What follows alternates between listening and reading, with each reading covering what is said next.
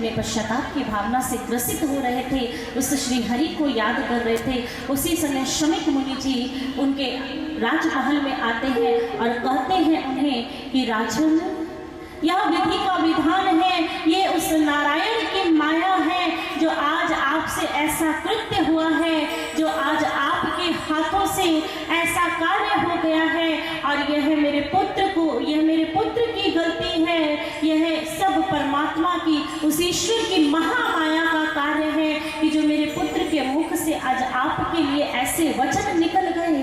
राजा परीक्षित ने ना कहा कि वचन, कैसे वचन? राजा परीक्षित अनभिज्ञ थे, उन्हें पता नहीं था कि मैं उनके पुत्र ने उनके लिए क्या शब्द कहे हैं। उस समय शमीक मुनि जी राजा परीक्षित को कहते हैं कि मेरे पुत्र ने आपके इस कार्य की निंदा करते हुए आपको श्रापित कर दिया और आपको श्राप दे डाला कि आज से ठीक 7 दिन पश्चात तक्षक शब्द के डस जाने से आप मृत्यु को प्राप्त होंगे।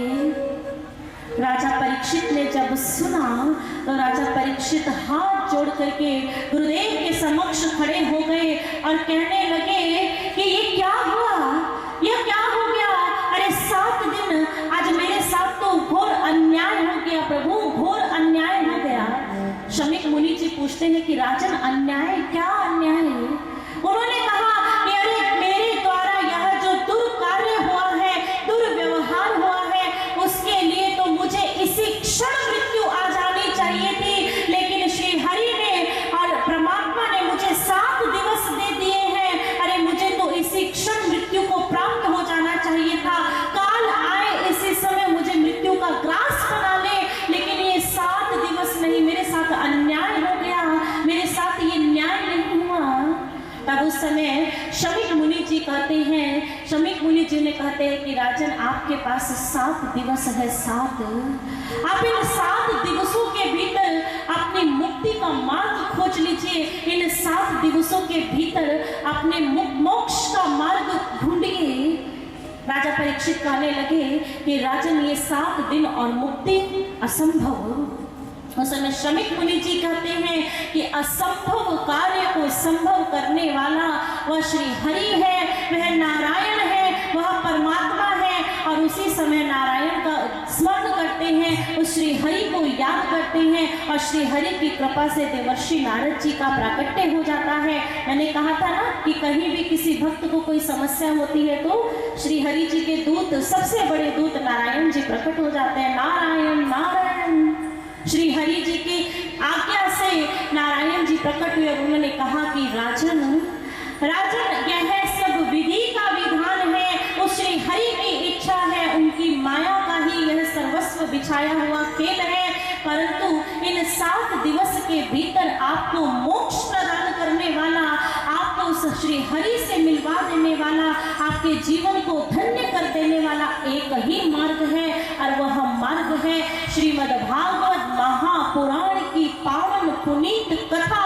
तो भक्तगणों, एक बार दोनों हाथ उठा करके एक बुलंद जय घोष कर दीजिए, बोले श्रीमद् भागवत महापुराण की, बोले बांके बिहारी लाल की। और उस समय देवर्षि नारद जी का मार्ग प्रशस्त करने के पश्चात वहां पर बुलाया जाता है, आह्वान किया जाता है, वेदव्यास जी को बुलाया जाता है और वेदव्यास जी कहते हैं कि आपकी मुक्ति का मार्ग कोई और नहीं, मेरा पुत्र, वो दूर से देखिए उनको पुत्र आता हुआ दिखाई दिया, कहने लगा मेरा पुत्र है जो आपको आपकी मोक्ष का रास्ता बता सकता है। श्री सुखदेव मुनि जी महाराज जी का आगमन होता है और जैसे ही दूर दूर तक यह संदेश पता चलता है कि श्रीमद् भागवत महापुराण का आयोजन होने जा रहा है, और वह भी श्री सुखदेव मुनि जी महाराज जी के मुख से, इतने पहुंचे हुए संत जी के मुख से यह भागवत महापुराण श्रवण करने को मिलेगी, तो उसी समय वहां पर दूर दूर से सब देवता ऋषिगण सब पहुंच जाते हैं उस मोक्ष प्रदायिनी भागवत का पाठ सुनने के लिए, जिसका माध्यम राजा परीक्षित जी बना। और अपने समक्ष जब इतने सारे संतों महापुरुषों को एक साथ देखा तो राजा परीक्षित वहीं गदगद हो गए, वहीं धन्य हो गए, वहीं अपने नेत्र मूंद करके श्री हरि के चरणों में प्रार्थना करने लगे कि प्रभु, ये 7 दिन मृत्यु लिए, शोक करने के लिए नहीं है। ये 7 दिन तो आपने मुझे अजय अमर बना दिया। अगर मुझे यह कृत्य नहीं होता, यह श्राप यदि मुझे नहीं मिलता, तो ये इतने सारे संतों, महापुरुषों, भक्तों का दर्शन मुझे प्राप्त नहीं हो गया। मेरा जीवन तो ऐसे ही धन्य हो गया।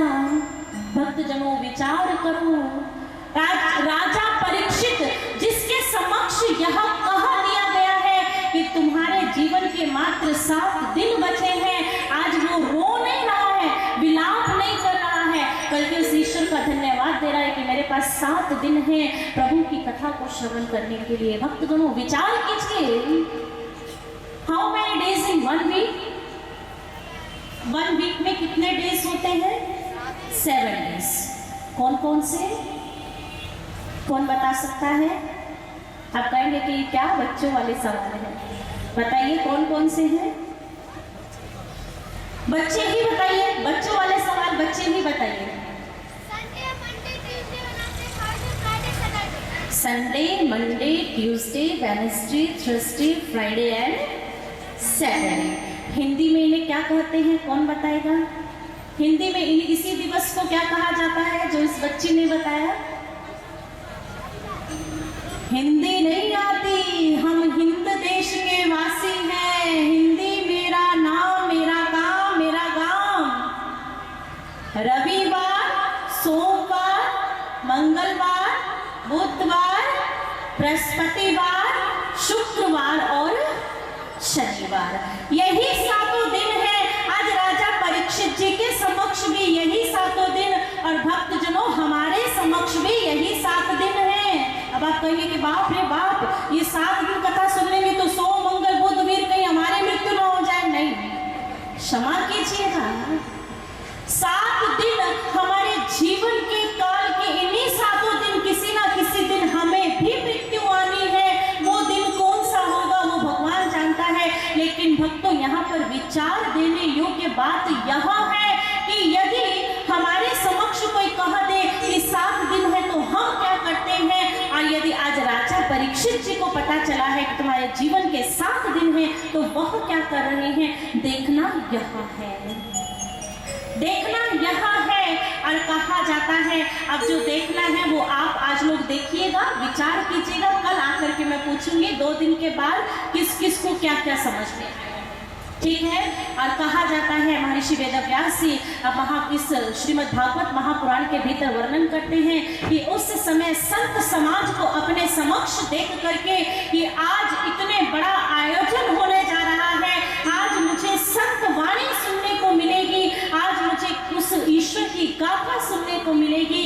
तो आज आइए हम भी राजा परीक्षित के उस भाव को, उस सत्संग की महिमा को, जहां आज राजा परीक्षित ने अपने समक्ष देखा है कि किस प्रकार आज इतने साधु संत महात्मा मुझे आज प्रभु की चर्चा सुनाएंगे, मुझे आज प्रभु की कृपा का पात्र बनाएंगे। और आइए उस सत्संग की महिमा, उस कथा की महिमा, उस साधु समाज की महिमा को व्याख्यान उसकी